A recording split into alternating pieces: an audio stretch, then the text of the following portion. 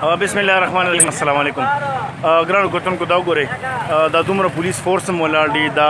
آرمي هم ولاړه ده، دا صاحبان هم ولاړ دي او دا ټیمې راغلي ده او دلته چارسدې کې بازار کې دا دغه کوي، دا سپری کوي. نو ګرانو کتونکو دا د ملک خدمت کوي، دا د قوم خدمت کوي او د حکومتي چارواکو د حکومتي په اقداماتو باندې عمل وکړي. دا غي غټه وجه دا ده چې د خپل ملک نه زه بار بار دا یو وینا کوم چې د دې ملک نه اټلی مه جوړوي چې په اټلی کې په یو ورځ کې 919 کسان په اټلی کې پرون وفات شوي دي.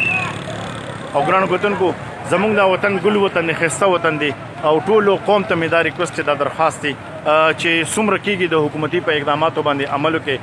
دا پولیس فورس ولاړ دی، دا نوجوانان ولاړ دي او د دوی هم تعلق شته دی او دا چې کوم دی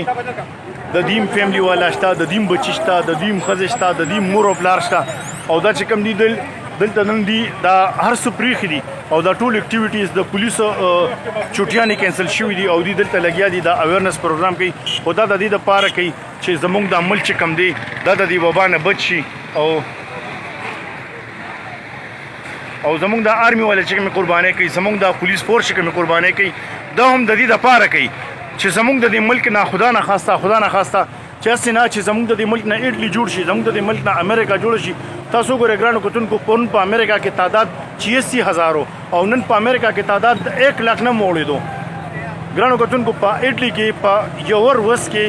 919 کسان پرون په اټلی کې چې کوم دی دا وفات شوي دي او الله دې نه کړي چې د پاکستان نه د اټلی غونډه کې حالات جوړ شي او څومره خلک چې په اټلی کې افیکټډ شو، څومره خلک چې په اټلی کې مړه شو، څومره خلک چې په امریکا کې مړه شو او ټول دنیا کې چې کوم دي نن سبا دا حالات کم روان دي. نو ګرانو کتونکو د حکومتي په اقداماتو باندې عمل وکړي او د دې ټول نه بهتر خبره دا ده چې زموږ په ملک کې د کرونا وبا چې کومه ده چې موږ د خپلو ګناهونو توبه وغواړو او موږ خپل رب ته سر سجود شو او الله تعالی زموږ نه د قهر ختم کړي، الله تعالی زموږ نه د عذاب ختم کړي او چې الله تعالی زموږ په دې قوم باندې زموږ په دې حال باندې رحم وکړي او چې د دې ملک نه دا وبا په خیر خیریت سره ختم شي. او ګرانو کتونکو د کورون نمبر اوسه څومره چې تاسو نه کېږي نو تاسو د خپل قوم خدمت وکړئ، تاسو د خپل ملک خدمت وکړئ او د ټول نه بهتر خبره ده چې حکومتي اقدامات دا دي چې تاسو د کورون نمبر اوسه او بهر بار دا وینا کېږي چې مر اوسه د کورون نه، نو د دې بهتر خبره ده دا علاج دی چې بس موږ د کورون نه راونځو او خپل ضرورت موږ داسې پرېږدو.